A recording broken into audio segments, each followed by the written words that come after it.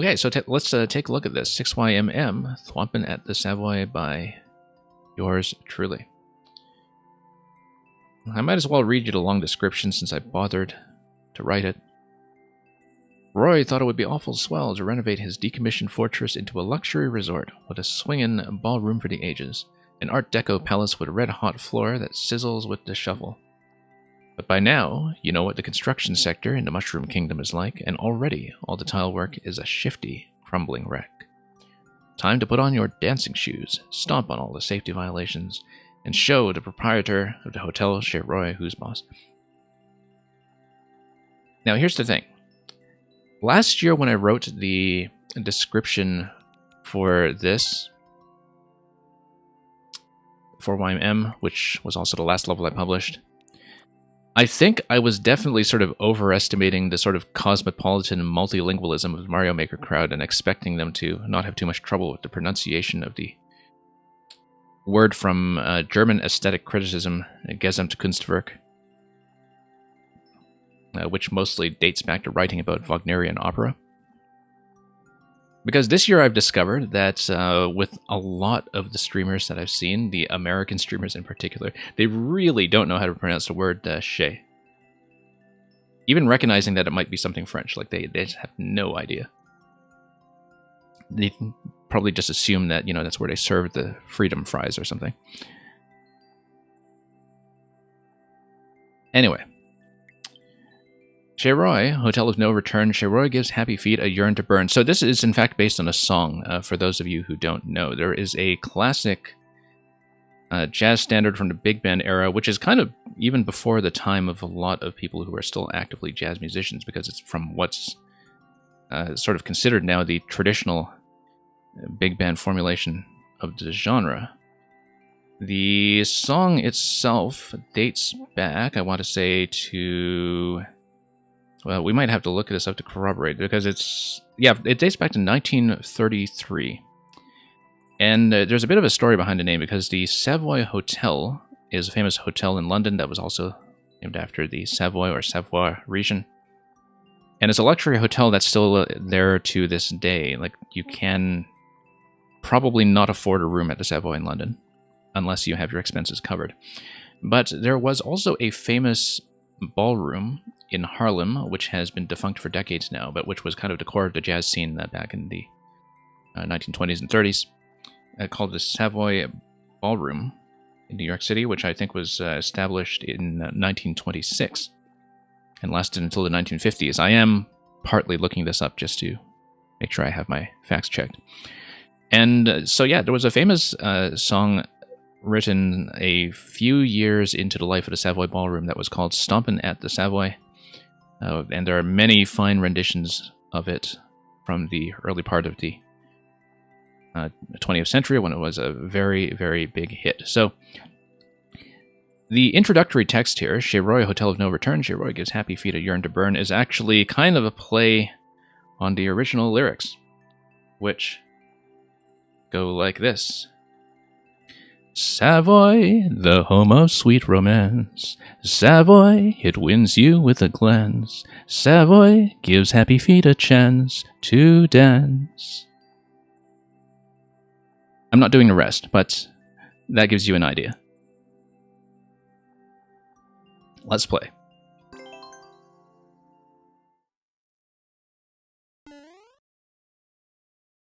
Anyway, that's what you came for. Just a lot of talking about a level. Perhaps not the singing, but, you know. So, here's the opening of this level. I was thinking, in tribute to both the Savoy Hotel and, of course, the Savoy Ballroom in Harlem, that this would both be a hotel and a dance floor. And that's the central concept here. The chandelier was actually an extremely late addition. I built this original interaction as an introductory room, thinking that I would probably build this into like a hotel of some sort, but it was a while before I added the domed ceiling to try to fill this out. And the chandelier was just an open space for a while I was figuring out what to do with it. But I'm glad that a lot of people I've seen play this have noticed immediately that this was a chandelier. And I like also that the coins give you a totally optional way to just play around with this mechanic and soak it in early if you choose to take your time. Also, there's one other thing that I find is really cool here, where if you have a nice, crisp timing at the very start, it's actually fairly likely that you can raise a boot with another boot, like how I just showed you here. It's not that hard to do in terms of the timing, and it's actually quite likely to just happen accidentally as you go through. But anyway, the point of this room, as you can see, is just to make sure that people know how to stomp with the boot, and that stomping with the boot can deflect objects off the side, which, if you haven't played very many levels with Kuribo's shoe here in Mario Maker, you might not know that, although it is, of course, a classic interaction dating back to Mario Maker 1. Now, when you stomp, you also hit a coin block.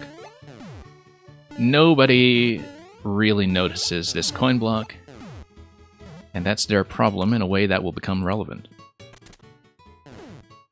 The chandelier looks like legs and feet when the coins are gone. Yeah. I did see somebody else, I think, already compare it to something slightly less safe for work. But that's okay. People read into things the way they wish. This room here, as you can see, is just a check to make sure that people know that you have to jump out of the boot and grab the POW in order to go through. If they try to stop here, they get another coin, but of course the muncher is not within range. If you miss with the first POW, or if you let the POW sink, then of course you get another one with the blaster, although it becomes a little more challenging to do it this way. And yeah, the 10 coin is just tucked up above. This is the same trick that I use in my very early level Flight of the Bumble Bully, which has a similar series of introductory rooms that are one screen wide, and which give you a little bit of a bonus on the left to just get you to run around a bit and take things in. We're totally going to time out because I'm talking a lot, but I think the director's commentary is the whole point of this, so we'll see. You like the value added by the narrative around this level? Yeah, so do I. Anyway, here's your first look at the central concept that motivated this level in the first place, which was having all the thwomps here on a player-movable platform. This down arrow, not everybody is reading it as a stomp, but most people are. A lot of playtesters, or rather not playtesters, but rather players that I've seen on stream have understood that, but a few have not, and have tried to jump through. So I'm glad I added that down arrow to begin with, because I think a lot of people would just try to crash against a pokey if they didn't do that. Now, I just died to a bit of a gap there. And that's really important, because that is the #1 most challenging thing about designing this level, is that the longer you stall in the thwomps and the more you kind of yank them back and forth like this, the more their timing starts to potentially create some gaps, as you can see, which can catch the player unpredictably off guard. And that's just because of a couple of things that are the rules behind the mechanics of how thwomps behave. And it only really happens if you go very slowly. It's not nearly as bad as what it was when I was first playtesting this level. But it was the main reason that I had to keep that room comparatively short. And yeah, Mice Run Fast, I approve of your imagination. It looks like legs dangling from the ceiling. Very saucy enough already. No need to make it weird.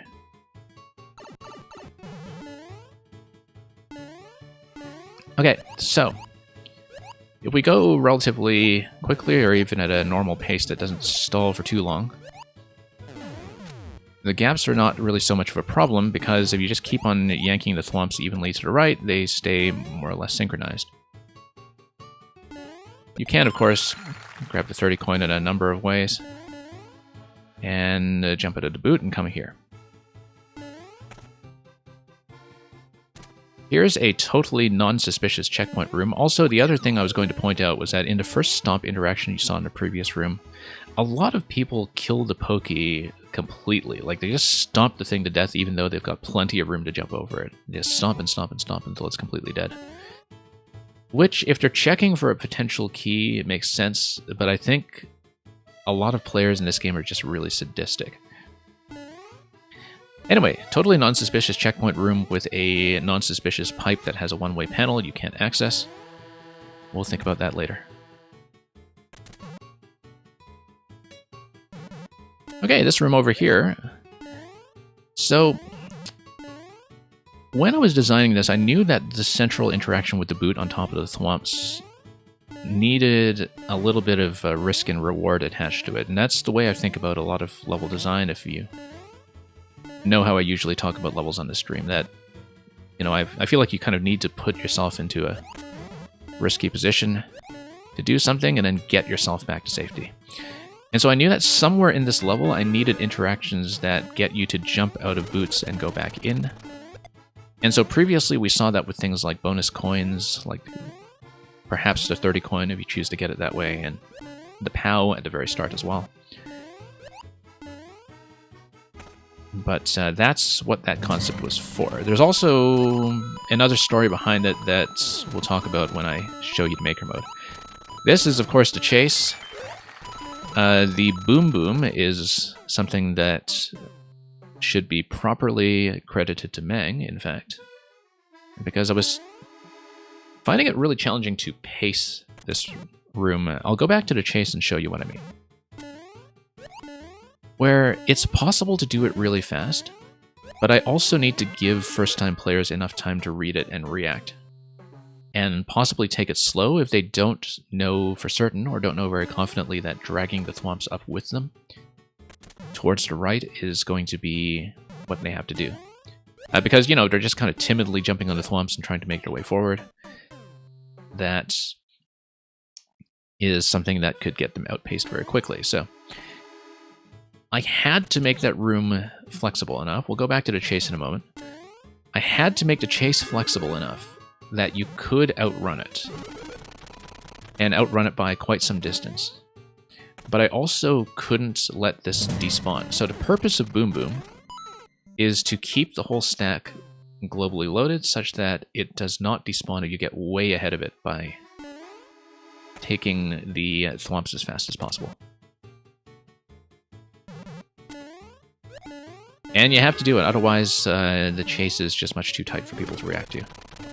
And it took a lot of playtesting and a lot of moving things brick by brick, particularly with these bricks that the thwomp is destroying. I had to tune them pretty much one at a time until we had a nice balance between making this easy to one-shot for first-time players, but also clean and rewarding to people who want to speedrun it. Because it's also designed to feel very smooth to speedrun, that you can just hold right and the thwomps will just match your pace the whole way. Checkpoint room over here. And we'll show you that one up, of course, that's right by the checkpoint 2. Anyway, here's the boss. So, I always thought that this boss was a bit of a dance-off, and we'll show you what I mean in just one second. On-off switches, of course, are just here for the boot dispenser. They do pique a lot of curiosity when people see this room for the first time, especially among players who might assume from previous habit that you just run back and forth and hit on-off switches like you do in many other boss fights. There's, of course, no reason to believe that there. That's just something they might expect by convention. But if you hit this one on the left, it spawns boots until you get back into the main arena, at which time the blasters are going to close that off for you. And yeah, you can take all the time you want.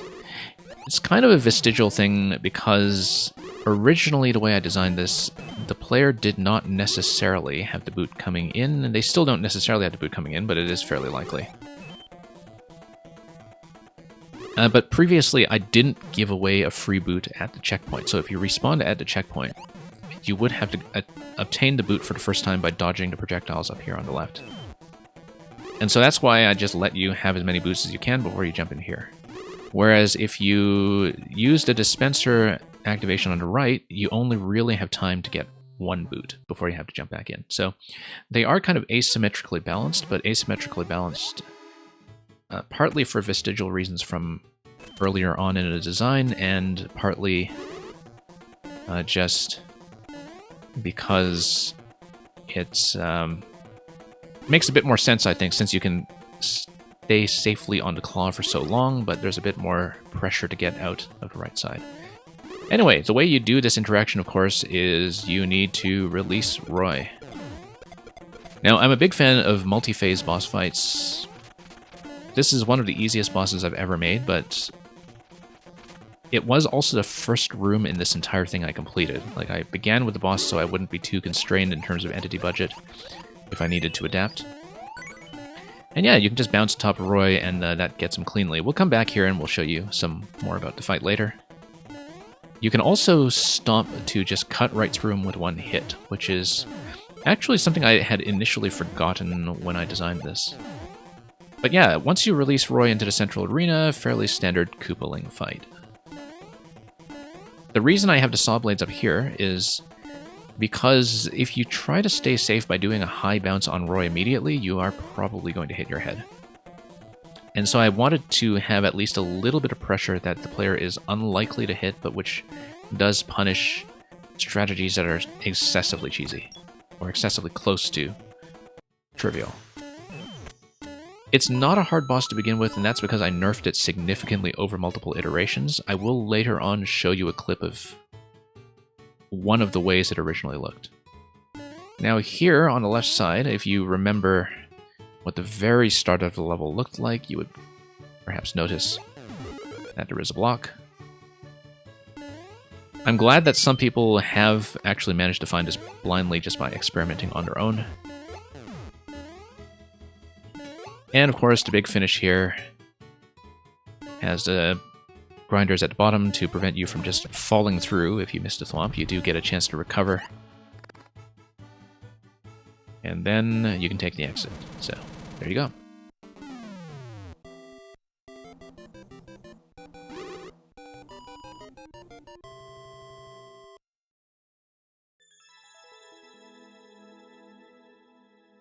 Okay, let's talk about the cake route. Also, if you want to see speed runs of this level, as I said at the very beginning of this stream, Hylian Dread spent quite a while on this level today, dueling with Meng for the record.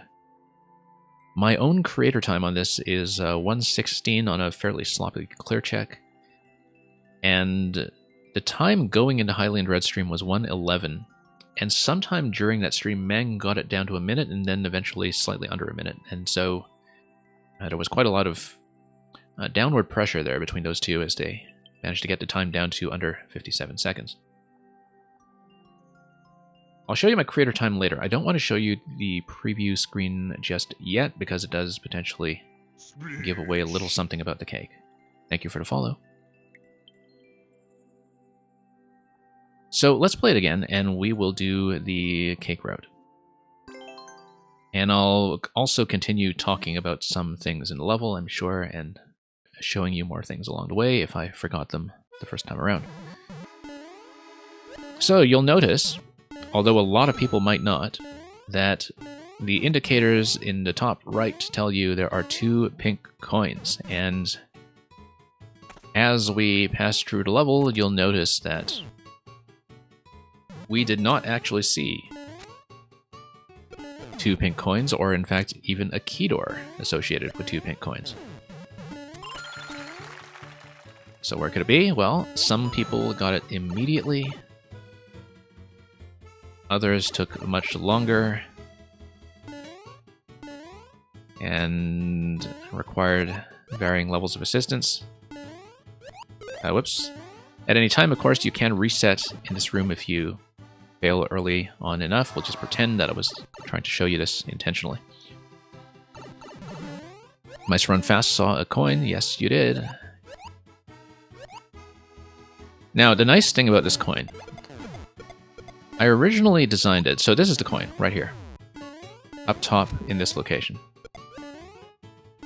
I originally designed it to reward 2 different approaches, and I was worried that it was too blind unfriendly, in that if you see the coin, it might be too late already to do one of the things that I had in mind. So we'll show you with the reset once again, in fact.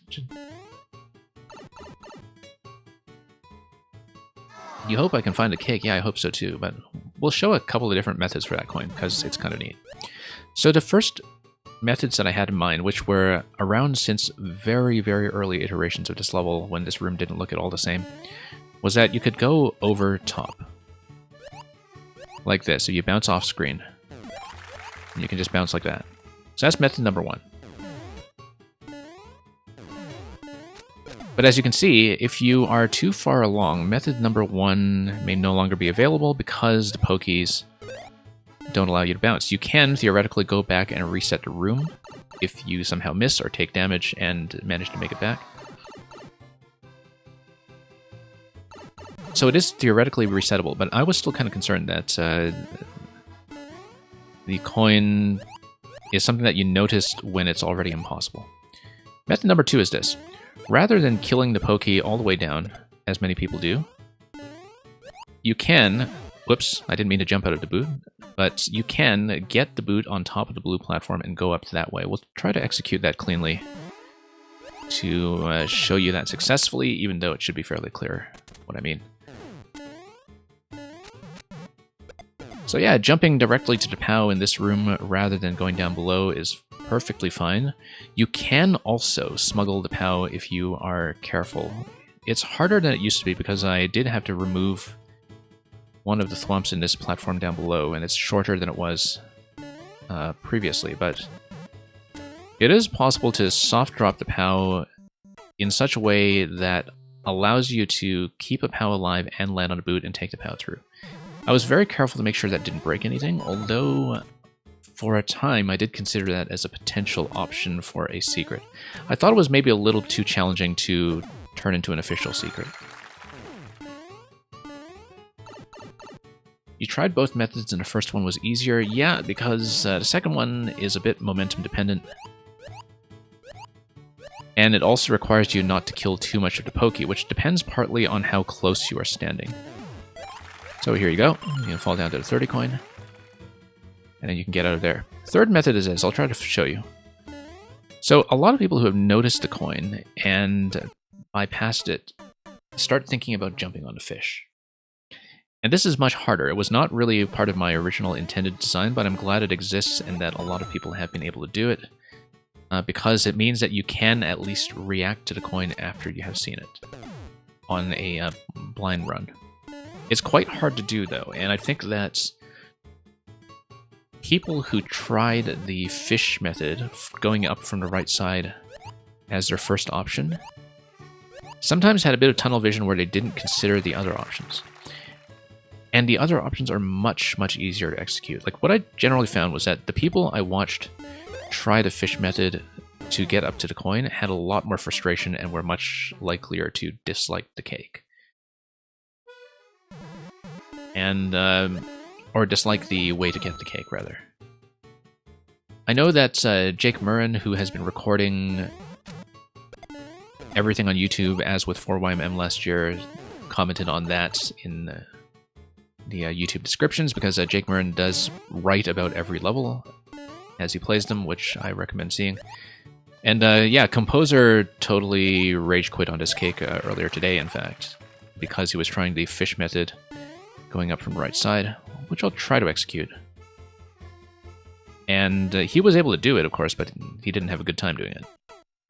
Because you would have to bounce off of the fish high enough while maintaining a stable position on top of the platforms that you can get up to some of those upper grinders with a little room to spare. So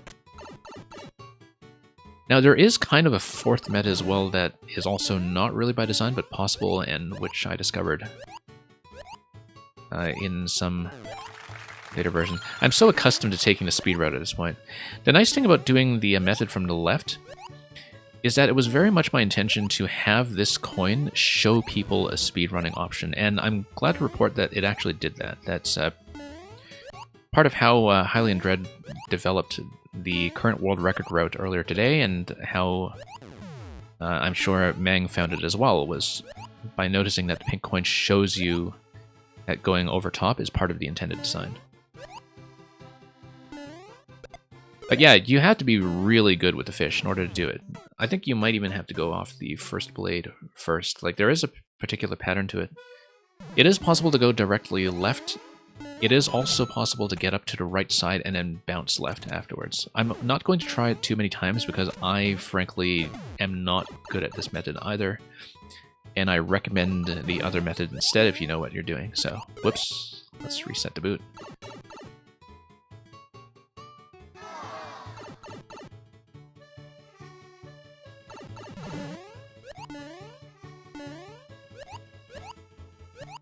Okay, down here. So, naturally, some people try to enter these pipes through damage boosting. I wouldn't do that to you. But of course, if you don't know me as a maker, you wouldn't necessarily know that I wouldn't do that to you. Now, as far as the thwomp gaps go, because they are becoming an issue, like I said, that was the hardest thing to design this level to mitigate. And the reason it happens, well, it depends on the intersection of a couple of different rules governing the way thwomps and objects and clouds behave, and also how they interact with lava. And it will be clearer when I show you into maker mode, but basically if you go like right to left and you scroll the camera, notice how thwomps, when they're moving normally here, are subject to the drag of the lava slowing them down. That even though the objects are in clouds and that their position is bound to the camera, their movement speed is still affected by the drag that you get when you send objects through fluids. The issue is that when you scroll the camera, as you can see, depending on whether the thwomp is already moving left or already moving right, it can be tugged really quickly in a way that doesn't obey the drag. And so because some thwomps are moving left and some thwomps are moving right when you scroll the camera, they're going to react to the tug of the camera a little bit differently in terms of whether they are going to continue obeying the slowing motion. And so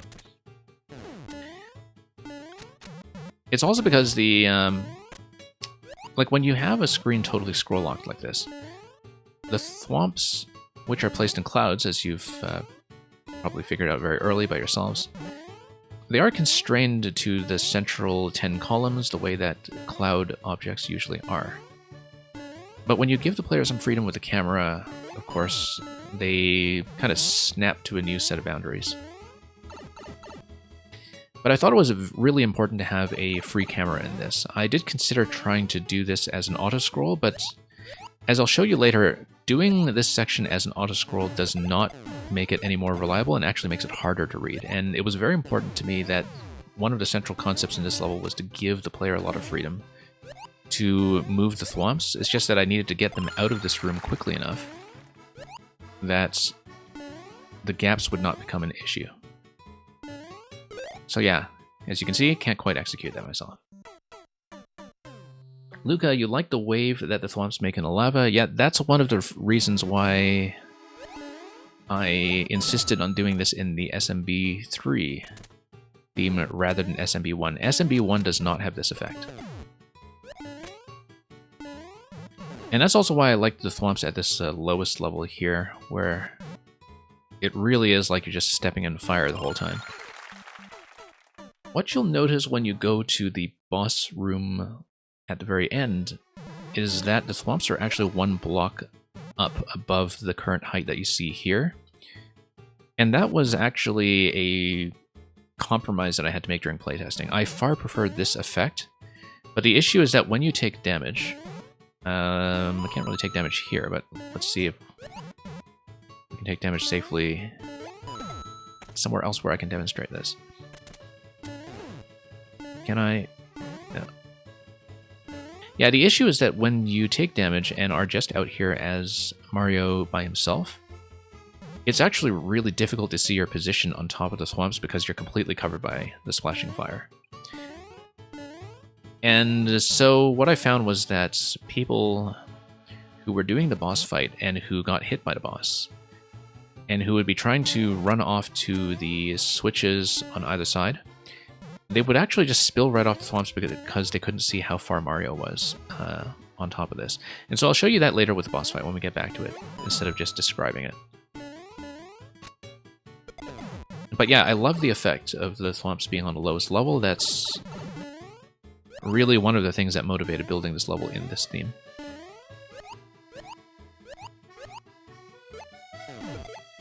So there's one more method I'll tell you about, which is definitely not really intended. You can kill the thwomp, and then you can actually respawn the blue platform if you go far enough. So let's say we go back here, we play dangerously, create all kinds of thwomp gaps.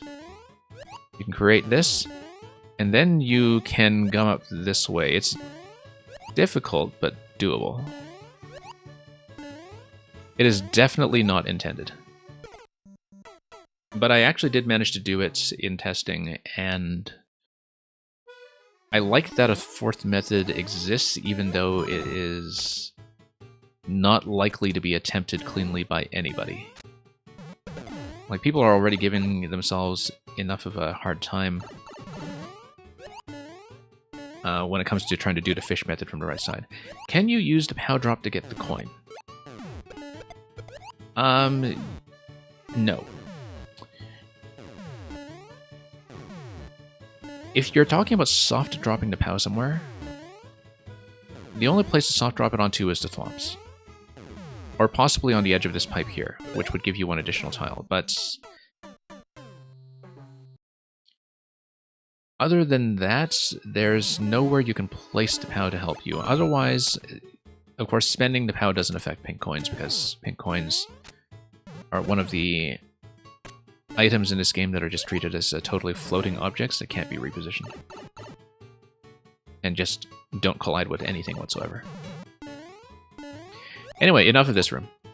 I wanted to show you cake. Let's do cake. It's a very simple interaction. It's not going through any of these pipes with a damage boost.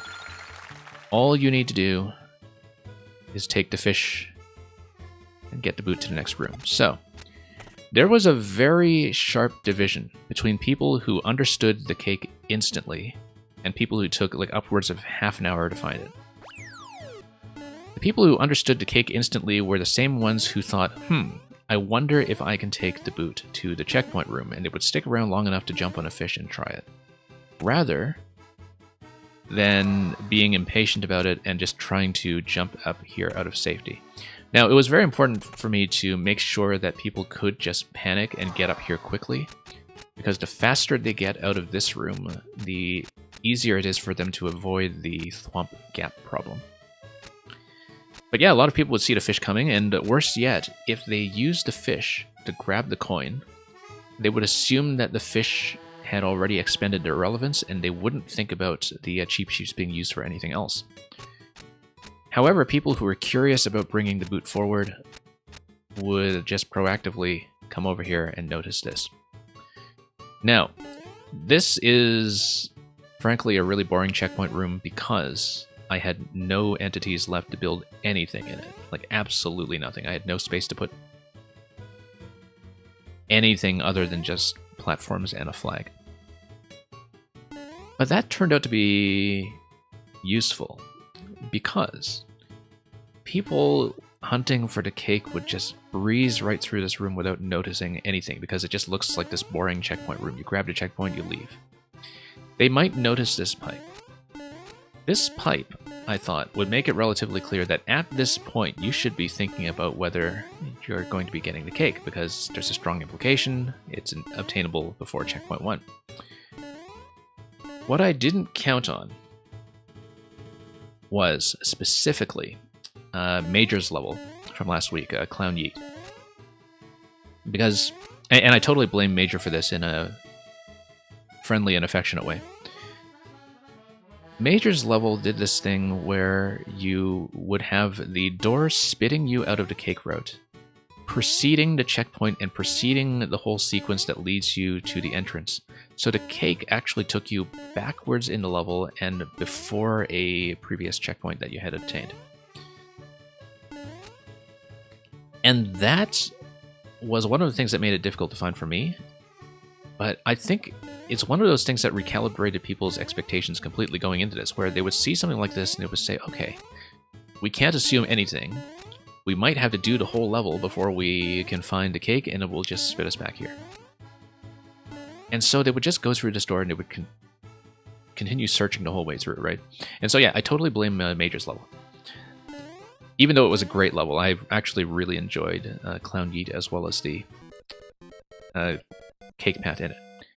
Anyway, as far as cake goes, the thing you can do if you bring the boot in the room with you is, of course, stomp on blocks. You'll also notice, if you are a puzzle player, that you would always be looking for scroll breaks, and that this is the only room in the level where the walls are breakable, which should tell you something.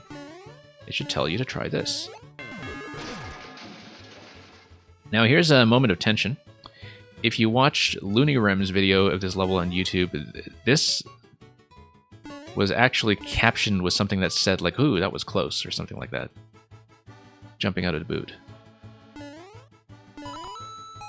And of course, this just takes you back out up top if you grab the 6Y in a 6YMM.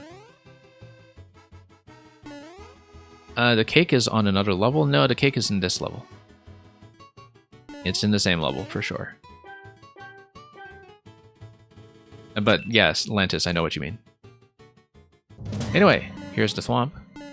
There are two secrets in this room, if you explore. There's a one up over here, which does bounce around safely on the right side. And there's a pig noise down here. I'm really impressed that a lot of people have actually checked the pig, and that some of them have even spotted accurately that that was a note block. Here's the cake. We're going to time out in a moment, so I'll just show you quickly that if you enter, there's a yay. You know what? I'm going to time out, so we'll show you everything. We'll show you the one-up, we'll show you the coins, we'll show you the awe as we time out. The idea being that, you know, you celebrate when you finally find the cake, you say awe when you finally have to leave the cake. Now you'll notice that there's also this one block that's exposed at the bottom where the vine is.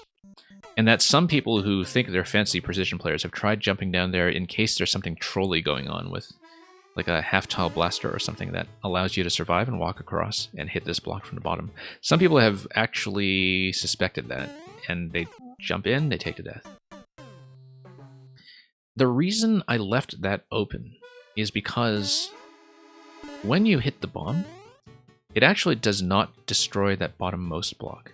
It destroys the block to the left, but not the block to the right. This is also why I have the 6YMM and all of this stuff with the entrance facing left, rather than facing right.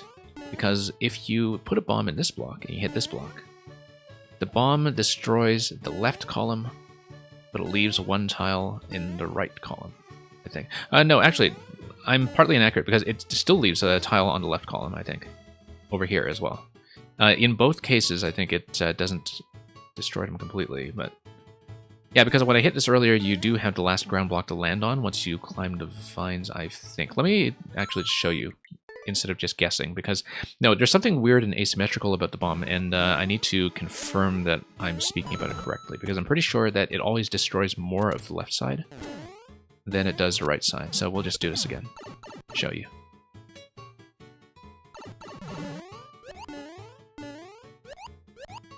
But yeah, in my experience, people who understand puzzles and understand things like scroll breaks get the cake very quickly. The people who feel like taking the boot through with them just for style are the ones who get it quickest of all. Like, a lot of people would just play this level, say, "Oh, where's the cake?" Come back and just get it first try. Panga did that right before I started this stream today, in fact. Just found the cake instantly. But anyway, we'll show you a bit more of the cake when I go back through, so I could just give you a fuller tour. Yeah, we showed you the Thwomp. This is, of course, the title screen Thwomp. I'm not particularly good at pixel art, but I liked how you could use the semi-solids here to fill in the Thwomp in a way that looked fairly stylish and almost three-dimensional, instead of having to map this out block by block. Like, I like how you could use some of the more fluid elements, like the slopes and the semi-solids, to create the same effect when zoomed out. Because just trying to copy a Thwomp sprite did not work out for me.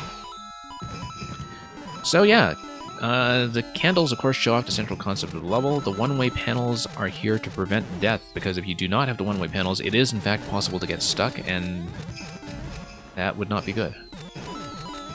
Because, yeah, these were originally on the top level, so I could have coins bounce and spawn other coins and so on, but the issue is that you would just get in between the note blocks and you would get trapped, and then you would get killed by blasters coming in and crushing you. We're not going to take to death. You might be wondering about this one column that's protruding, which has 1-ups, and of course you can slowly dine on the crust as well if you really wish. This, I thought, was a column that would match this effect over here, this kind of three-dimensional projection.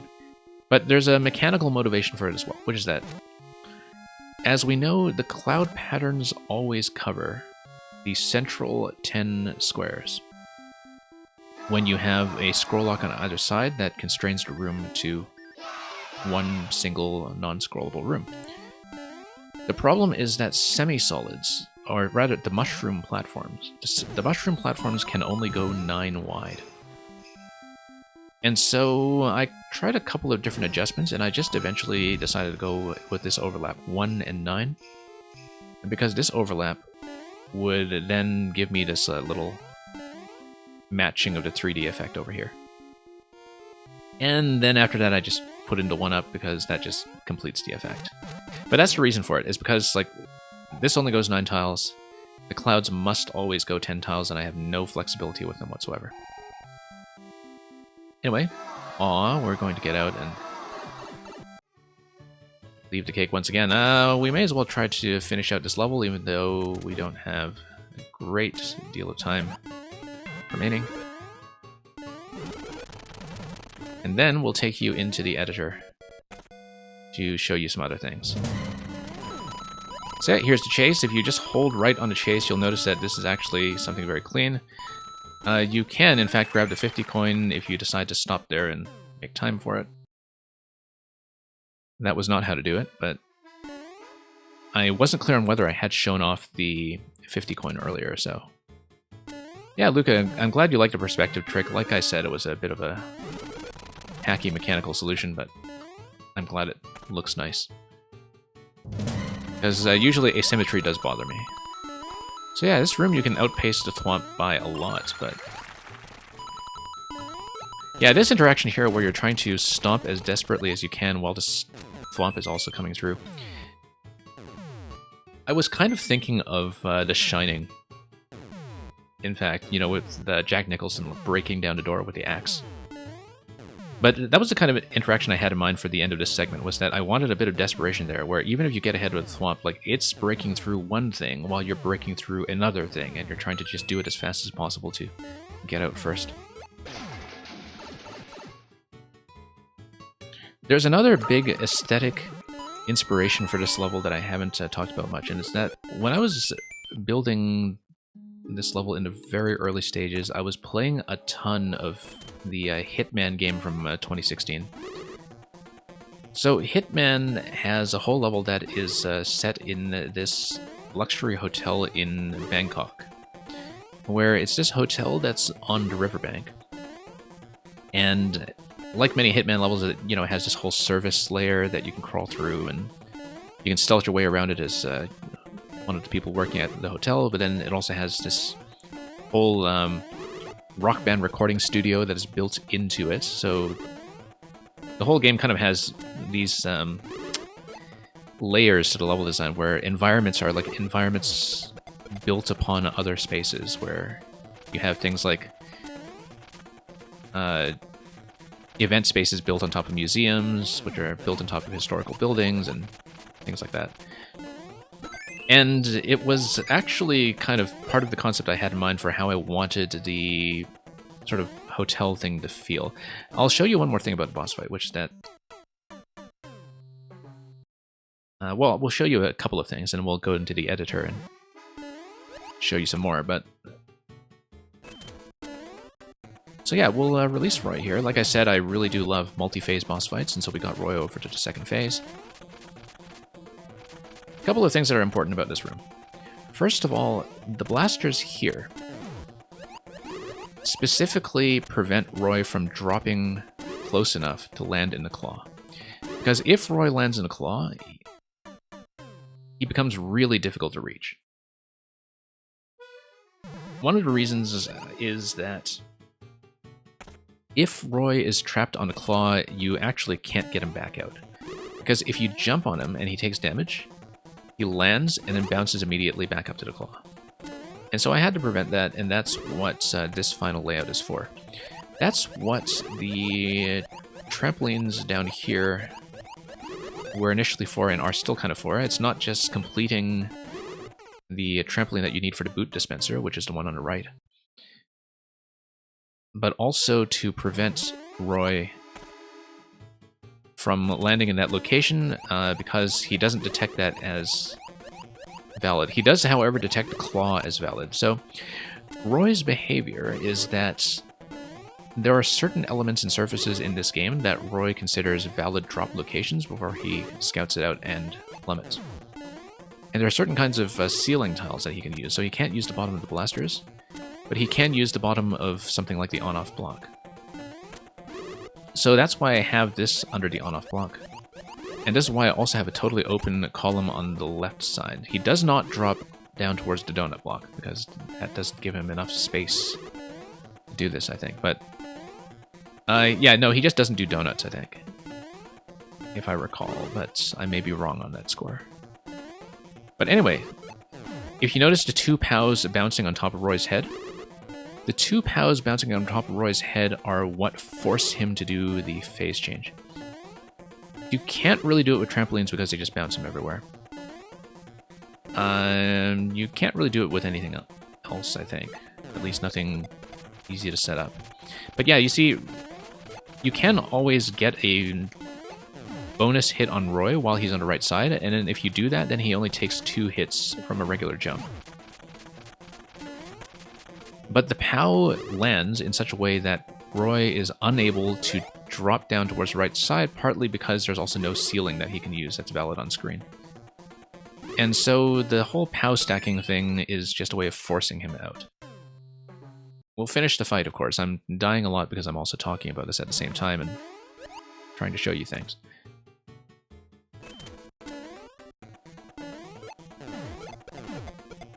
So yeah, like I said, you can cut through Roy cleanly, but like I was saying, the concept of this level was that I really wanted it to be a dance-off. There is an extremely unlikely scenario, or at least there was an extremely unlikely scenario in some earlier versions, where if Roy drops off this corner on the left, if he has absolutely perfect drop timing, he actually can drop beside the Thwomps and die instantly. I have never been able to reproduce this with any reliability or accuracy, and I don't think, given the current layout, that it actually triggers. But for a while I was figuring out how many Thwomps to place and how difficult to make this fight in terms of the length of the platform, that was one of the concerns. If this is really any shorter at all, like this Thwomp pattern here, then you have too much of a gap on either side that Thwomp is unavailable on the bottom, and Roy just cuts right through and dies. Anyway, we can also cut through Roy cleanly like a cake. Now, you'll notice that sometimes in this fight, Roy does do this RNG thing where he tries to peek 3 times before dropping. I believe that is exclusive to winged Roy. I don't think it happens if Roy doesn't have wings. But other than that, yeah, I just wanted to make this a bit of a dance-off where it's not particularly hard to hit him, but you do need to kind of shuffle around him a little bit while everything's moving. And of course, while Roy is on top of the Thwomps, he's unable to disappear and respawn anywhere else, so it just kind of keeps him down here. And the fight is all about the movement. Now you'll notice that in both the boss room and this room here, when you spawn in... Whoops, I didn't mean to do that, but we'll get back there. And yes, Luca, it is specifically Winged Roy. As I was just saying. I'm glad you confirmed that. Now, you'll notice that this room always starts in off, even though we just respawn from checkpoint. And that's also true of the next room. I'll show you more about that in the editor when we get there. Let's try to do this fight first. And again, like I was saying about Grikowski's level earlier, as well as Kavik's level in week 1, it's purely a semantic thing. I feel like the switch should be on when the boot dispenser is on, and it should be off when the boot dispenser is off. And so yeah, this one resets to off as well, unless you have the frame-perfect timing entering the door that allows the activation of an on-off switch to not be processed until you're through the door on the other side. That's an edge case. That's always something you kind of have to accommodate or debug around if you are using on-off switches very close to doors. And it's actually something that I knew because it's a secret in one of Donkey Mint's levels, that he has a really difficult to execute secret that's hidden behind that. When I walk through the editor, I might talk about that some more, so it's a bit clearer what I mean. But it is possible to come through here without triggering the switch state and by leaving it on, and that was part of Hylian Dread's speed method at the very end. But for most purposes, the switch is always reset. We'll take that, and that's it. Let's go to the editor next. After we look at some of the comments, I think. Unless we want to save that for the end. Yeah, let's save that for the end, in fact. We'll do editor first and then comments afterwards. But first I'll give you a quick look at the more info screen. Particularly because now I'm on Pro Controller, I can zoom in and show you some things. And you'll see these things in the editor as well when we go through it. So, world record time is 56 seconds. My clear check time was 1:16, and so you can see that it was considerably squeezed. Thank you for the GGs, I worked hard for that one. Not like I had a lot of practice. So yeah, a couple of things you can see on the world record screen. First of all, congratulations Meng on the first clear. Congratulations to the people who played one versus match on this thing. I don't envy them, and I'm sure they booed this, which is why there's only one versus match. So, when some people were struggling with the cake hunt, they would of course try to go through this. I know Shoujo did, Hylian Dread definitely did, like he was trying to analyze this. Shoujo was trying to hunt for the cake this way as well, just to verify it exists. And you can see it does in fact exist, and you see two yellow pipes, which is why people start trying the damage boosting method through the pipes by the thwomp that are in the scrolling room. The logo. Yeah, so I'm glad Lecter is here for this so I can talk about this. I'll show you this in the editor. The pixel art here for 5YMM was cribbed directly from the preview video. And so when my level was scheduled into 6YMM, I thought to myself, maybe Lecter might just have a pixel art thing handy for the 6 as well, but that sounds like it would be a lot of work, and he's doing so much with the trailers already. It would be funnier to just have this, which was formerly a temporary solution, just be the permanent solution and just put a +1 there as a tribute to the 5 to 6 transition. Even if, first of all, with Lantis's encoding system, it just makes this 5YMN. 5 years of mathematical numerals. And yeah, I mean, I don't know how comprehensible this will be in the long run, but I kind of like the final result as a bit of a nod to what the 5 to 6 transition was like this year. But as you can see, so a lot of people, not a lot of people, but definitely Shoujo, when I saw that stream yesterday, was scanning around here and looking for clues and saying, where's the cake, where's the cake? Because at that point, players like her and like Hylian Dread would have seen the obviously visible pink coin. They know that they're looking for a single pink coin and potentially a key door. They know they're looking for some yellow pipe to go to the cake. And it would scan around this whole thing and zoom in the whole time, and it would take them ages to notice this. Because you know, if you look at this, that the second pink coin is a safety. So if you really wanted to scan more info for the cake route, You can do that, but people have tons of tunnel vision for this, in the same way that they have tons of tunnel vision for the checkpoint room, and that's really what the difficulty of the cake is coming from, because, like I said, it is already developing a reputation for being the really obscure one in this week's set, and it's not a mechanics check at all, unless, of course, you try to do the fish method. It's just very much a tunnel vision check in two of the worst ways, it seems. And yeah, Marvin Beachmouse, I agree with that. That's why I just went with it. As Lecter said, when you made that video, you took the logo and compressed it down to Mario Maker tile resolution in Photoshop. Great method to do it. Lecter, of course, has been doing some really interesting compression down to that pixel level, like with the GG emote that we have on this stream. As a reference, yeah, to clean up later, of course. It's not really a new GG emote at this point. We've had it for a couple months now, I think. But Lecter also designed a GG emote, and it was quite a task to get it down to the Twitch acceptable GG resolutions. And so no surprise here that we'd see some excellent pixel art as well, for which Lecter deserves full credit apart from the +1. Let's take you to the editor and we can take a closer look at some of that.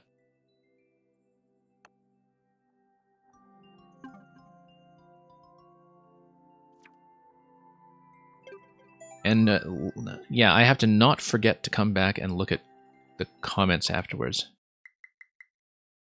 So remind me if it looks like I'm bailing on it.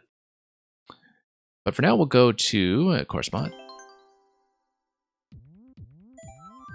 And out of an abundance of caution, I created a backup copy for the sake of the Backstage tour.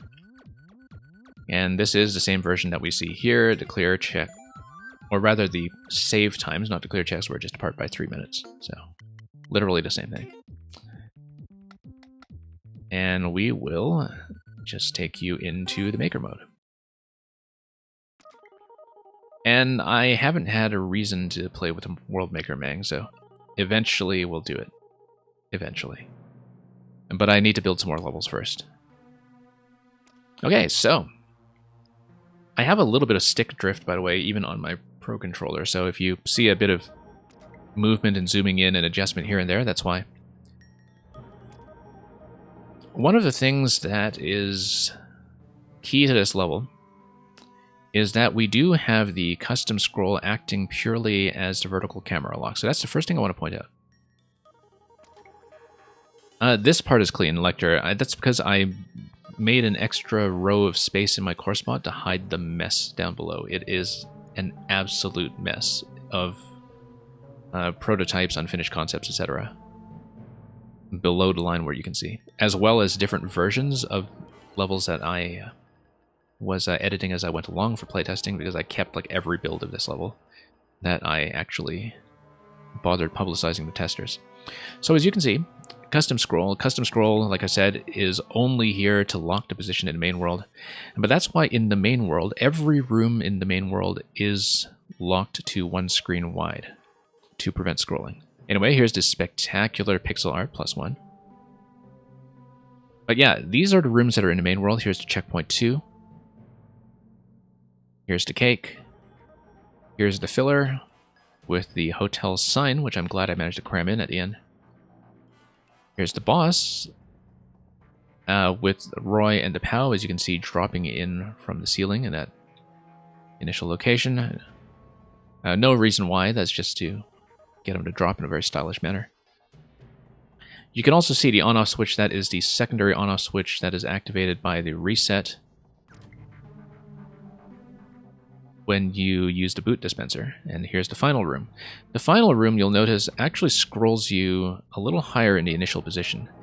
And that's because, yeah, there are a few limits to what you can do in terms of custom scroll when your entry location is to the right of the destination. And that's why. You can't actually adjust the height very much in terms of accommodating a goal. And I can show you that again later on if you want to see, but basically when you start from the beginning, your lava level looks like this. So notice how low the lava is on the bottom, where you've got tons of space to play with. And you've got this open chandelier up top, which might run fast. Looks like a pair of legs. But yeah, I used a custom scroll to hide this much space. Now, this is important because when I take you to Subworld, you'll notice that the Subworld is built completely differently because of the fact that Subworlds do not have custom scroll. And that was a really difficult thing to accommodate, but one of the consequences is that I don't use big thwomps at all in the Subworld, and I would have very much liked to do so because one of the things you have to know about putting things in clouds is that these take up 2 slots in your entity limit for parts. One for the cloud, one for the object inside. Which means that every thwomp that I set up in this level takes up 2 entities, and therefore, if I want to use large thwomps, they're much more space efficient. Also, they reduce the risk of creating things like gaps. Now, the boot dispenser, you can see fairly standard. This first boot here, of course, is just giving you the first one so you can get it quickly without waiting for the blue pipe.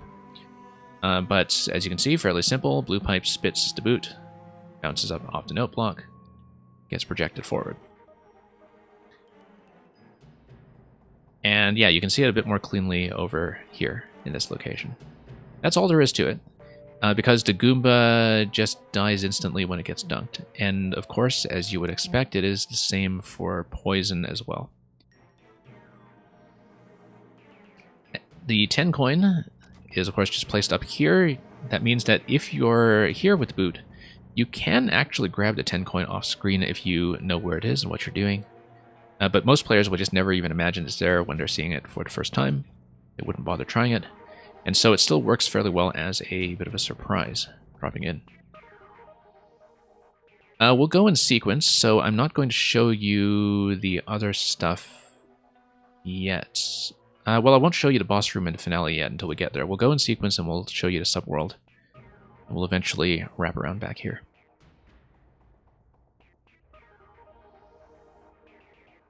Marvin Beachmouse, are there other 5 or 6 YMM makers that went into editor detail with their level? Yes. So Paxman, who made Mario Regrets Taco Bell back in week 2, actually just did a walkthrough on his stream this week. The VOD should still be available. You should still be able to find it because Paxman was playing all of week 2 specifically to kind of create a stream to do the behind-the-scenes tour of that. Rakowski earlier today did a walkthrough of the 6YMM POW chaining puzzle that we saw earlier. I don't know if Gurkowski did one for Cosmic Compass. I don't think he did, but I don't really remember. He might have, actually, in week 1, but I was staying unspoiled for Cosmic Compass, so if he did, I didn't catch that, and I don't know if the video is still available, because unless he saved it, it may have expired by now. But Gurkowski definitely just did one that I plan to go back to after I'm done streaming, in fact, because I want to see it. And I recommend looking at Paxman's as well. I don't know if anybody else has. The Korean streamers might have done so in Korean, but I have absolutely no idea. But if you want other documentary content like this, about behind-the-scenes look at the levels, that's who I know has done one so far. Anyway, let's take you into the Subworld and look at a few things. So in the Subworld, as I said, there is no custom scroll. And you think Churasu did. Yeah. I was thinking since Churasu is the biggest Korean streamer among the makers, that was something fairly likely. So anyway, you come through this pipe. As you can see, in the Subworld, we have no custom scroll, which is extremely limiting and meant that I needed to build at half-tile height in order to keep the camera constrained. It also meant I didn't have as much space to work with. One of the things I enjoyed about the early rooms, to go back to this, was that by having everything placed with a camera like this, where you have a really low lava level but a really high ceiling, you actually have enough room to play with the boot. You actually have enough room to just cover the whole screen vertically without ever pulling the camera. And it was really important to me in this level that you never ever pull the camera vertically. And I went to great lengths to make that something that is true for 100% of the level. You never move the camera vertically. And the reason is that you need to see your feet. Especially with the Thwomps moving around in this segment and with the segment where you are permitted to scroll them, you always have to see your feet so you know what to target for your landing. When you build in the subworld, this becomes actually fairly constricting, because it means you can only use the half-tile space. Otherwise, you do start running into camera scrolling issues when you go up above a certain line. You can, of course, try to scroll stop all the way through as well, but that pretty much functionally does the same thing. And in fact, we do that with the chase room. Because the chase room, for a couple of reasons, I cannot let the player go high. Mostly because I cannot let the player overshoot the left side. But of course, throughout the whole level, it remains true that we constrain everything with a half-tile. Now, there is a potential pitfall with the half-tile if you are checking for... with the half-screen build, rather, if you're checking for SD locks. Especially with the boot. So you'll notice that this whole segment, I build it so that if you do not have the boot, there is nowhere safe you can land. Theoretically, if you are a precision player, you might be able to step here safely. But I don't care about precision players, so we're going to pretend that doesn't happen. And I don't even know if it happens in SMB3. I think it might. But that's playtesting I'm not going to bother to account for. So, the issue with building with the half-tile is whenever you have a wall is always going to give you a safe location to land on up top, even if it is going to be a horizontal scroll stop. Which meant that if I built this segment anywhere except on the right side of the level, at the very end, let's say you had a wall down this column, you would be able to SD lock yourself if you managed to get out of the boot and land on a column, because there would be nowhere safe to go afterwards. And there were a couple of ways to address that. You can make, of course, the ending over here, but you would still be constricted by the height that we're dealing with. But let me just show you if I can. Yeah, no, I need to start with the... I need to start from scratch, actually. That's easiest, because I have munchers blocking everything, and so trying to get you the camera position that actually shows up when you play this does require me to play a bit of the level first, but thankfully not much. So let's say we... Oh, you know what? I could have just started in this room and reset through the pipe. That's how I tested much of this, in fact. I would just start here. I'll just show you. You know how it works. Start here, come in, reset through the pipe. And that gives you an awe, as we saw earlier. So, here's the thing I'm talking about, that if you do this, you can pretty much always do this whenever you build up to the half-screen height to use what I call the implicit vertical scroll lock. So I don't mind if the player does this at the beginning of this section, because they can always reset.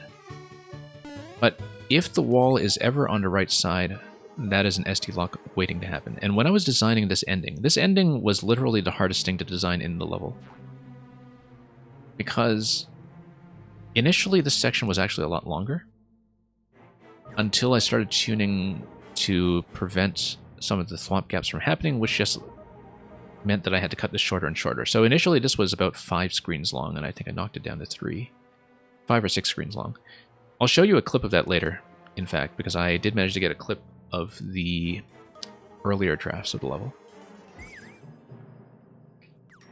But I ended up designing this tower here, and I actually ended up relocating this entire section to the right side of the level, which was not initially where I built it, specifically so I could have an open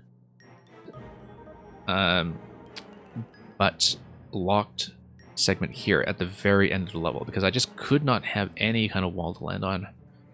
Or you would have to do spectacular things like, you know, trying to create unlandable locations for a while to come. Because the issue is that if you are like me and you have a thing against using the one-tile spike blocks in visible spaces, the boot kind of safely goes everywhere.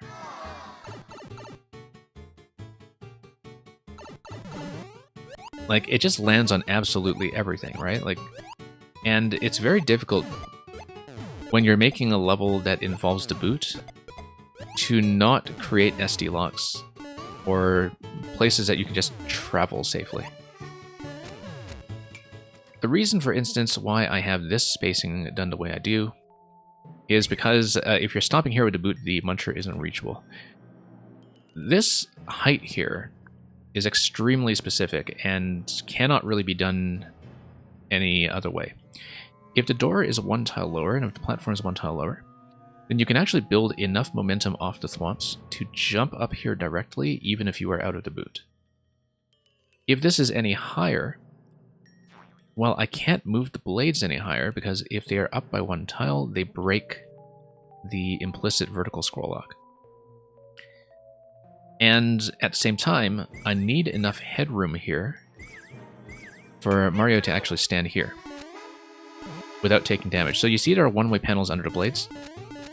That's because, and with these jump blocks here as well, that's because even if you have a one-way panel or a block or something that is in the center column of the grinder takes priority and you can actually take damage and take a hit and die. And I really didn't want that, especially because people would be doing things like jumping off the fish or jumping out of the boot and hitting their head on the ceiling coming into this location. I absolutely could not let them touch these. Now, other designers would just put a spike block here and be done with it. But we don't do that around here. So I had to do things the hard way, and that meant that this row over here is the only possible row for the door. This spacing is also highly specific, because I wanted to make sure that if the player is taking the top path, like the speed path with the boot, I needed to make sure that they are able to safely land on this side without just ramming into this blade horizontally. And I'll show you this segment again to show you what I mean.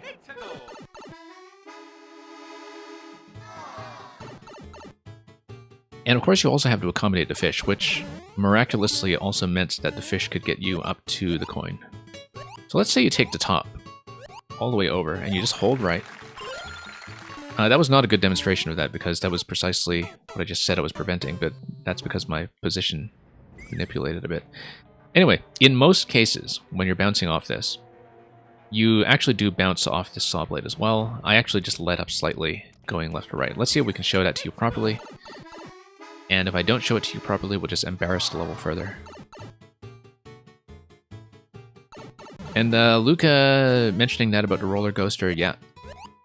That's actually pretty interesting. So yeah, as you can see here, you can bounce safely. You don't want to go on the right side because you can't really fall safely from there.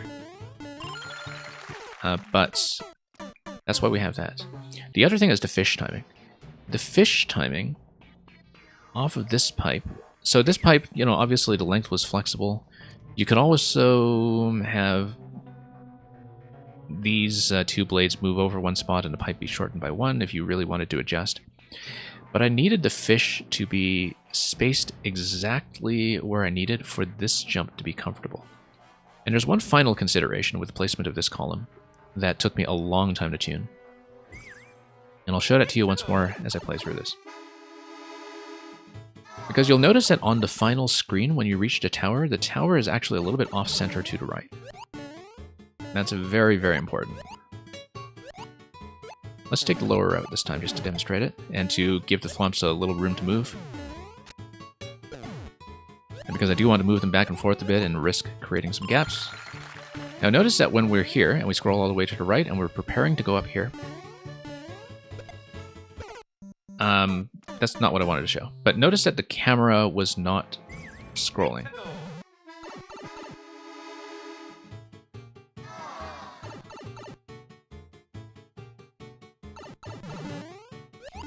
Yeah, I guess, Luca, you're talking about the tile priority on the boos, right? Like if you're jumping up towards the roller coaster. It's a tile priority thing as far as I understand it. So let's say you're planning to jump on top of the fish. It's really important, actually, that you don't do too much camera scrolling. Because the more camera scrolling you do, the more thwomp gaps you introduce. If you stay here, yeah, you do need to watch your feet for the moment when the thwomps do pull over to the left, as we died to just a moment ago. But at least the thwomps remain fairly consistently spaced. And that doesn't happen unless you're far enough to the right of the center line that preparing this jump does not pull the camera back and forth. If you put this tower somewhere, say, dead center on the final screen, you run into huge problems. And sometimes the fish spacing isn't quite great as well. There's one final consideration I want to talk about that's going to become more obvious as I show you more of the subworld, which is that I really wanted all the windows in this level to look nice. So, for example, you have the arrow here that's just kind of tucked directly between these two windows. You have some other nice overlaps, like, you know, the spacing between the pipe and the platform here, that just kind of worked out very conveniently. So I had a whole bunch of constraints here, where, like, vertically speaking, I had to deal with where I could place the door. It really can't be any higher, it can't be any lower. Horizontally speaking, I was working around both the windows and the fish and the camera scroll with the thwomps. And so the end result I came up with was this tower. At this point, in fact, I will show you how it looked originally. Because I do have a clip of it here. I went back to one of my older versions and took this today. Let's see if I can find it. It's this one, I think. So this was one of the earliest... no, that's the auto-scroll demonstration. We'll do that too, actually. So this is the reason I don't do auto-scroll in this level. I did test it. And let's show you the thwomp level as well. We'll in fact restart this and hide the bottom bar. So auto-scroll you might think is totally consistent. It really isn't, because the player positioning is still going to affect the thwomps. And so what happens is that it's really fast, but it actually breaks in some ways even more severely and even more unpredictably. And I tried a couple of designs with this to use auto-scroll, and I realized at the end that it just wasn't what the level needed and wasn't as fun in terms of what I wanted to do with it. It would have been nice, though, because, I mean, in the main world, if you're using custom scroll... oh, wait, no, I wanted to show you the other thing. In the main world, if you're using custom scroll, obviously it gives you a lot more flexibility to work with in terms of the height, since you have more additional tiles to put things in the lava. Whereas in the subworld currently, in this current version, I'm only really able to use small thwomps in those bottom tiles right there. That's the only lava level and the only thwomp level that works. Anyway, here's a couple of versions ago. Totally different ending, as you can see. Much longer ending where you can bounce on top of the pokey, hit the P-switch, drop the muncher, and then watch this. The muncher holds the key to what was originally the cake route that was pointing towards the right side, or what at that point I thought was 5YMM. And I'll just let you watch that one more time. Some other changes you can see as well, lots more spacing. I had a lot more room for left to right movement because I thought I really wanted to get as much mileage out of the thwomps as possible. But there are a couple of issues with this design that you can see. Now, first of all, once you get to the vine, it is possible to lose the boot and survive all the way to the door. And I'll just let this loop around while I talk about it. And letting the player do that with the vine and just losing the boot deliberately was, I thought, okay, because it just means that you don't get access to the boot for the cake. But it did feel like cheese to the people who tried it that way. The second issue is this. that if you grab a complete key off the muncher at this point and you do not find the 5YMM room, you just get a straight up boss skip at the very end. Because you have the key and you just skip Roy entirely and go for the door. Now, one thing you'll notice is that in the current version, a boss skip actually is still possible. Because you can grab the first coin, you can come down here, you can grab the key coin off 6YMM, you can pop out the top of the checkpoint room, ignore the cake, continue with the level, and skip over to Roy.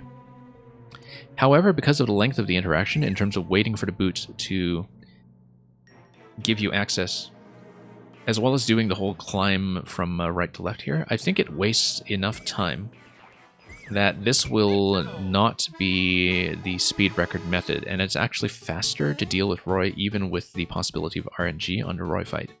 That the boss skip just isn't worth it, given that a fast player knows how to kill Roy in a couple seconds. But yeah, the other thing is that psychologically, when people see this coin for the first time, they're not going to say, aha, boss skip.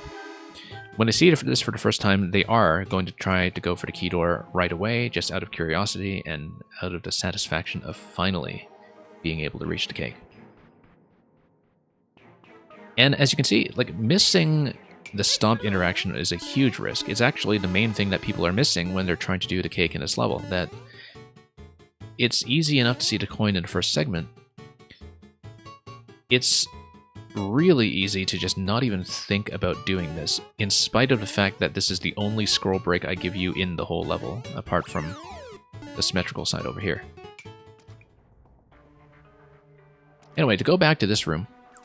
So yeah, originally the reason that I wanted to make this segment much longer was that with the Thwomps, since they take up 2 entities apiece, I wanted to get as much mileage out of them as I could, because you just don't have the entity budget to build more rooms with this many Thwomps. And the more Thwomps you have, the more reliable you can get the level to be in terms of the Thwomp platforms not breaking on you. You want as many Thwomps as possible. You want also this initial symmetrical entrance where, despite the gap that allows the boot to come through, I have, I think, roughly 11 Thwomps coming in from the left and 11 Thwomps coming in from the right. I don't know if that number is actually accurate to this craft, but I think it is correct, and I'm not going to check.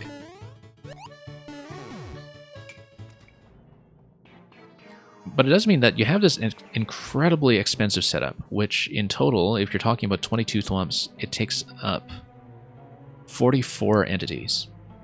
And that's half your budget for the subworld for a scrolling segment that is only 3 screens long. So, but you have to balance it, right? Like, you can't make it too long or the Thwomps start to break. And if you make it too short, then too much of your budget is concentrated all in this one space. So what do we do to resolve that problem? Or kind of loosen up some budget to play with later? Well, I'll show you. Because if you go through the checkpoint room, you can come to the first room after checkpoint 1, which is also the last room I created in this level. And this one here. Notice we have space for 7 Thwomps coming in here. So as I was tuning this level and shortening the initial section, you'll remember that in that early draft I showed you this whole thing was continuous with grabbing the checkpoint at the very end, and also continuous with the P-switch in the clip that you saw earlier being the part where I incentivized the player to jump out of the boot and hopefully try to get back in. I retained that idea for this room here, which is the room where you try to hit the moving block. Let's try to spawn back in there. Yeah, there we go. So yeah, as you can see, I just carved off the checkpoint room completely. I carved off this interaction completely. And then I figured out how to give myself 7 additional Thwomps, which is I do what I call double loading, where I have 7 Thwomps come over here for this room, and also go left in this room. And so this just allowed me to create a whole room when I was already like over 90 out of 100 parts that I was usable I managed to free up enough room to give myself 14 entities for more Thwomps. Well, not for more Thwomps, but the illusion of more Thwomps. Because the entity budget on this level is extremely, extremely tight. Oh, you'll also notice this trampoline down here. That's because in the final version of this room, I forced the player to drop the boot. This was not the case in earlier drafts. Now, you might be wondering, well, why didn't I just do that for the main world as well with the big Thwomps? And there's a specific reason why I could not do that for the introductory rooms. I tried to do that to cut Thwomps and free up entities, and I could not do that for a specific reason. So here, you'll notice that there's this notch here that requires you to drop the boot when you come through. Also, there's a pig noise here, which I didn't show when I was playing through the level.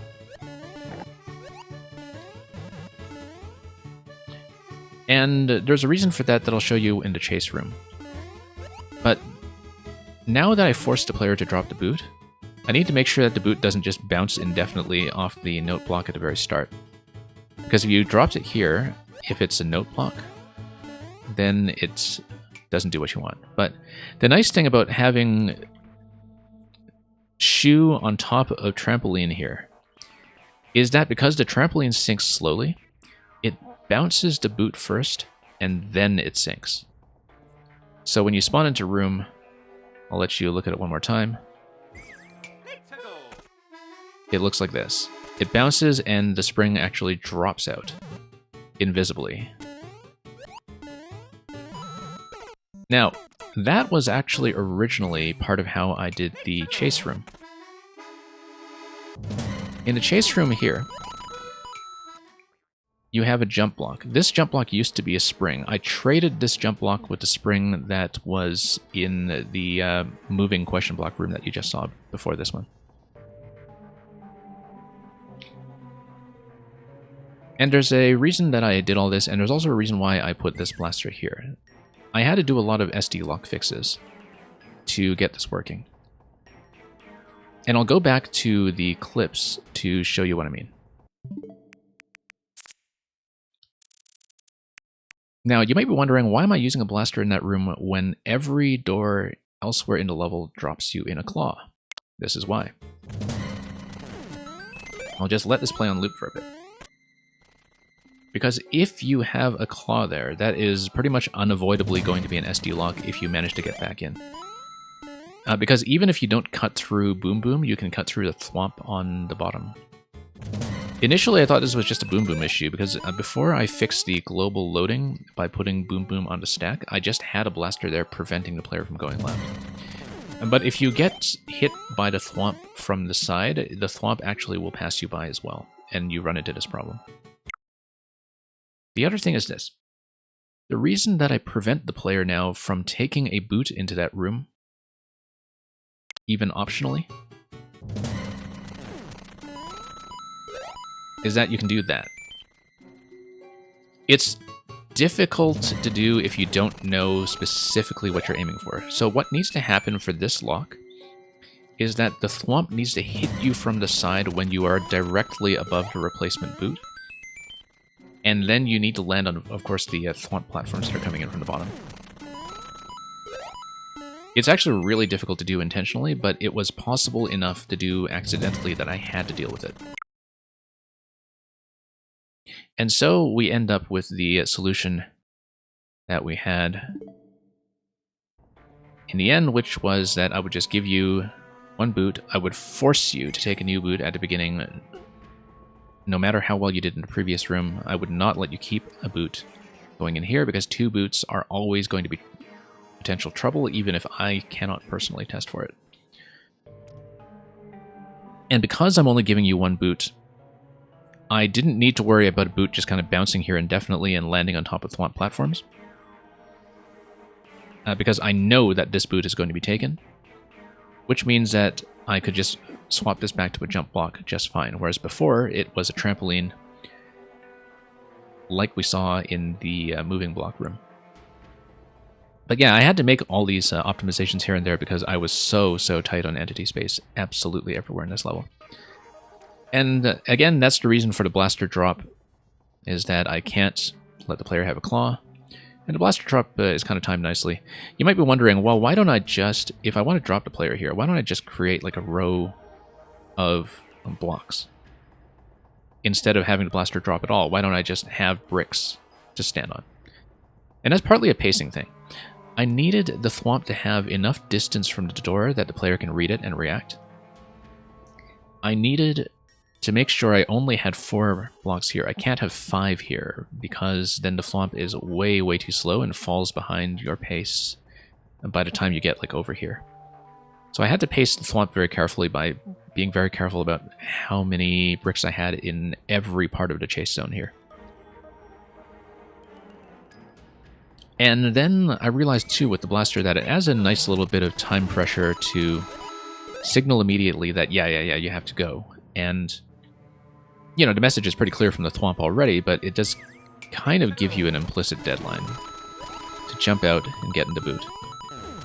Now, the hardest thing after this, in this room, was, of course, all the coin indications, because I knew very early on when I was first testing this kind of Thwomp interaction that I loved this idea of just holding right and surfing on the Thwomps all the way across the level.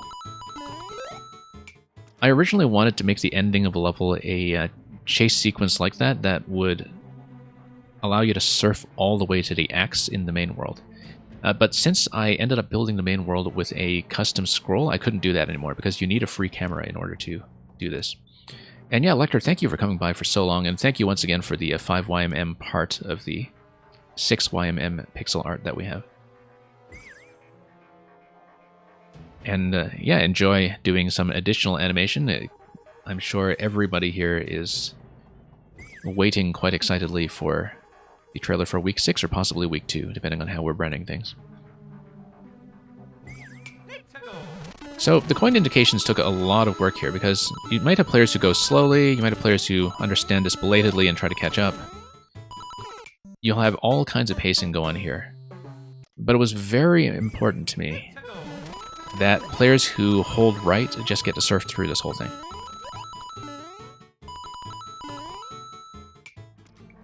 And the reason that you motivate any jumping at all and why you place saw blades in this location or in this location is to prevent players from just deciding to ride on the side of the Thwomp. Because people will be tempted. Like if you don't put things here that explicitly say, no, you're not supposed to ride on the side of the Thwomp, that's going to be a problem. You'll notice that you can go over on this segment at the end. There's plenty of space here. That's because these blades were initially 1 tile higher, but then we realized there might be a problem with people trying to hit the blocks, and because of the hitbox priority on the blades, you will take damage if you try to hit the bricks looking for coins or 1-ups or whatever. So they ended up on this level, which had to match up to the highest row of the 4 rows covered by the Thwomps. Like it can't go any higher or the Thwomp just doesn't break it and doesn't break against it. This meant that I did leave enough space for the player to go over here. And I have seen some people actually jump over this and get a bit of a speed boost off of the blades as well. But the important thing is that you cannot just cheese it by parking on top of the Thwomp, because if you are doing it that late in this room, at that point you are actually unable to... I'll show you. Yeah, if you're already this far and you try to jump on top of the Thwomp, you actually don't give yourself enough time to do the stomp here. And this is also going to bounce you around enough, because it's going to match the bottom level of the blaster, that you can't just bounce on top of the pokey and go. I don't think you can anyway. Somebody might have tried it. I don't think it's possible.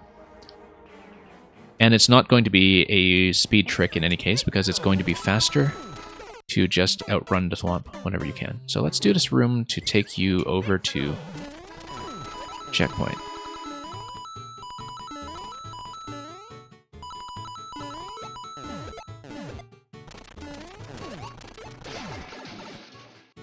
Now, the blue platforms here are a little bit awkward.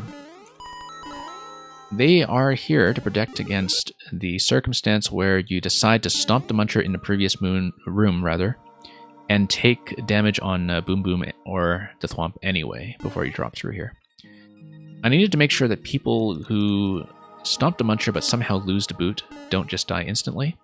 So the blue platforms are designed such that Mario without the boot is able to traverse. you know what, I can probably show you just by going through this pipe here. And of course you can back up through this pipe, there's no reason to do it. It just gives you an awe. But then you can come under here as Mario, and you're just fine. So this is just an anti-locking mechanism. It does unfortunately make things a bit more awkward for people who do come here the standard way with the boot. Because originally I wanted this to just drop you on top of the Thwomp safely and you can go. I think this ended up working out, just, you know, it's not really ideal, but we dealt with it. Same thing as before with the boot dispenser here, giving you the first boot when you respawn at checkpoint 2. It gives you a ton of height, actually. Like, look at how high the boot goes, all the way up to this level here, which I thought was really convenient. This thing on the right, you might be wondering, it's just an awe sound effect. There's nothing else to it, it's just a coin. It's difficult to get there, but it's only possible to get there if you jump out of the boots to the right of the Thwomps and therefore suicide into it. So there is really no reason to do that unless you're wondering about the sound effect, and now you know what it is. I'll go back to show you what I was talking about with the Thwomp loading earlier. So you might be wondering, why don't I just double load Thwomps like this, or double load it with the boss room, the way I did in the subworld? And it's because of the way I set up the boot dispensers in these rooms that you kind of obstruct the initial boot spawning if you try to do it in the opening rooms. Like if you have Thwomps coming in from the right, it really doesn't work as cleanly as you might hope with the kind of spacing that you have here. Like, you could adjust as necessary, of course, and do what I do in the moving block room by just putting a boot a little further, have Thwomps come in, have the boot bounce up. But in general, it's a problem, because if the first pipe spawns a Goomba on top of Thwomps that are coming in from the right, then the Goomba in the shoe remains alive because the boot is landing on top of the Thwomps. And so you can't do that. The only reason that I can do that in the subworld room is because the boot dispenser in that room is on the left. If the boot dispenser in this room were on the right, you would not be able to set up the double loading this way, because well, either the first boot just would be completely obstructed, or if the pipe were one tile higher, the Goomba would remain alive, and you just can't have that. We dunk every Goomba in this level, and so no exceptions. Anyway, let's take you back to the main world, and I'll show you... oh no, we'll show you one more thing, which is just the 6YMM bits. Here, as we see, this is the title screen. You never see the Thwomp and 6YMM together when you're playing the level, of course, because of the scroll lock from this boundary. But as you can see, they are built beside each other as two separate rooms. I originally wasn't going to make the Thwomp accessible, but then the way that the entity budget worked out, as well as the flow of how to get to the cake room and how to do the key door and everything, I needed some kind of filler room. And as I said before, I had 0 entity budget to work with. I had already cut as many Thwomps as I could get away with cutting. And so I was thinking, okay, how do I make a transition room to the cake? And I thought, okay, best way to do it is to just spit you out into the pixel art room. And then from there, we just filled out the Thwomp with some additional things like the 1-up, the pig block down below, the extra note blocks to keep the 1-up alive, or you do, in fact, send it to the right. Okay, let's see the cake. Cake is cake. Not much to look at here from the editor view, except for what you've seen already. This is just how it looks. Once again, I took great pains to make sure the windows lined up properly, and so the cake room placement here was done specifically to make the bottom windows symmetrical. You'll notice the top windows are not symmetrical, and that doesn't matter because unless you're in the editor, you never see them. So we do fake our way through a bit of this stuff, but in general, the window placement is a very strong consideration throughout the whole level. This is also why I have, in the second room in the introduction, this blocky semi-solid here. It exists specifically to block out the top layer of windows, or rather the second layer of windows from the top, just so you don't get anything protruding up there. Okay, we're near the end of the tour. Cake is done, and then you have the checkpoint room, which I think I showed already. Yeah, checkpoint room just looks like this. Boss room. Not much to look at in the boss room that's not already obvious. Like I said much earlier when we were playing the level, the only thing off screen that's notable is the on-off switch here, which is the reset with that sort of asymmetrical reset depending on whether you are coming in from the right or left. All the placements here, that's of course just constrain where Roy is able to land. And yeah, originally I had 7 thwomps on the bottom here. I was cutting very aggressively at the end of making this level specifically to make room for candle number 6, because it's 4 entities per candle, so I needed to cut 2 thwomps somewhere to make room for that without breaking anything in the level. And in the end, I just came up with this symmetrical arrangement here as the one that was the optimal spacing with 6 thwomps in terms of giving you a safe, consistent platform that does not allow Roy to too easily drop off on either side.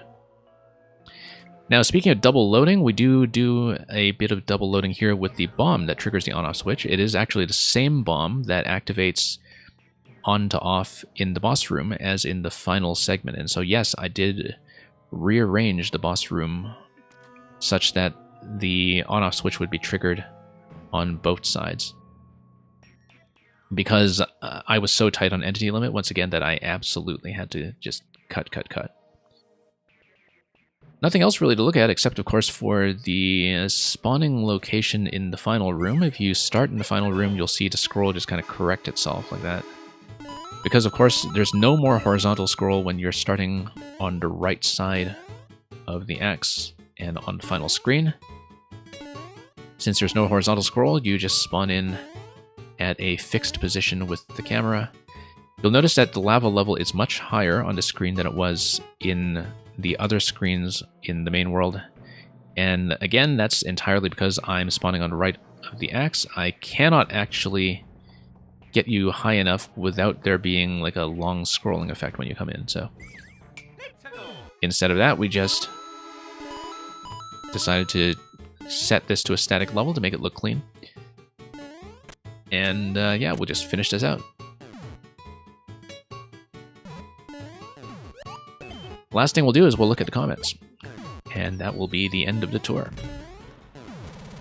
If you have any questions about something that you would like me to point out or look at in the editor, now is the time before I hop out of the editor mode. Thank you for the GG once again.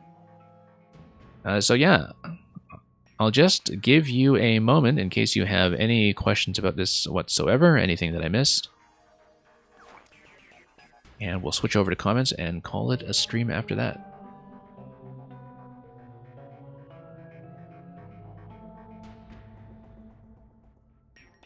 And if there are no particular items of curiosity, I will just get out. One final thing I'll say, let's get back out to core spot. Yeah, I was trying to be fairly thorough. Probably too thorough, but this is partly a record for myself later too, if I want to go back to this eventually and see why I did certain things in this level the way I did. So last year when I did 4YMM, my level looked like this. And this was why we had this massive backstage tour last year as well, where I talked about this level for over an hour. 4YMM at PT's Pyroponic Garden. And so this year I set out specifically to build something that would be much simpler in the editor in terms of debugging and, you know, figuring out how the interactions are timed and figuring out how everything works.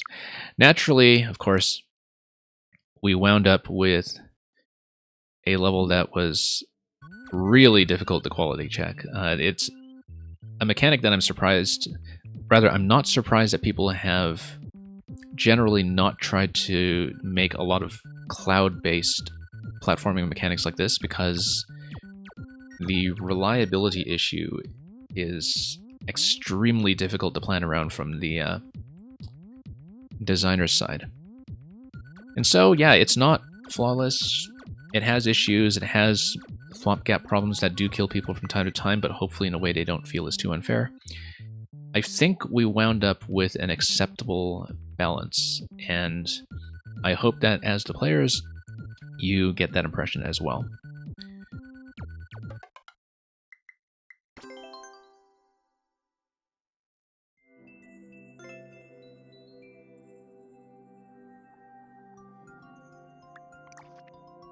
Let's take a look at the comments.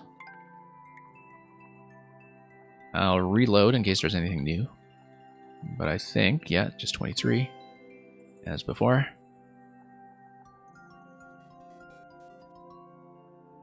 This guy still thinks it's 5YMM.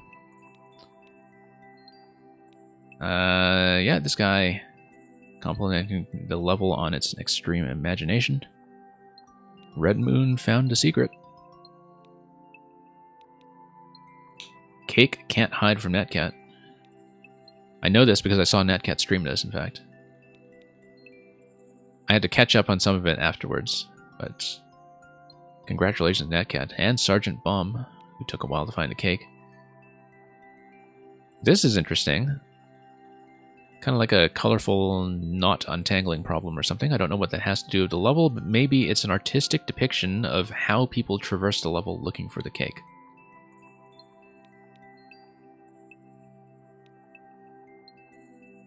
"23 Jordan-esque," I don't know. But anyway, look at this.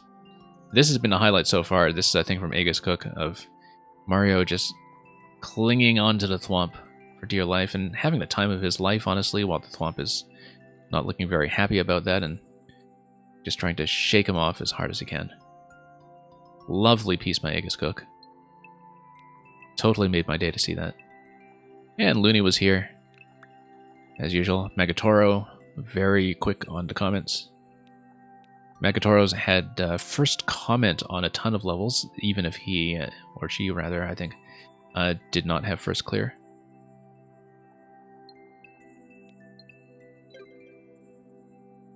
And that's going to be it. We'll see if Hylian Dread's record holds up through the week, but definitely that was quite fun to watch, and that may go up on YouTube as well, and we'll eventually find the link for that. This video, this particular segment where I walk through the documentary, is going to be cut as a separate video that's going to be stored permanently on a channel. We will be putting a link to it in the Discord after the fact, probably just a reference, if you ever want to look at this again and watch for anything special.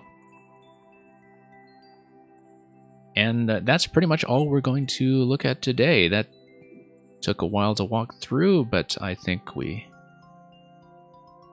managed to look at a bit of everything and give you a sense of just how much stuff I had to deal with what I thought was a very simple mechanic that would be easy to design something traditional around.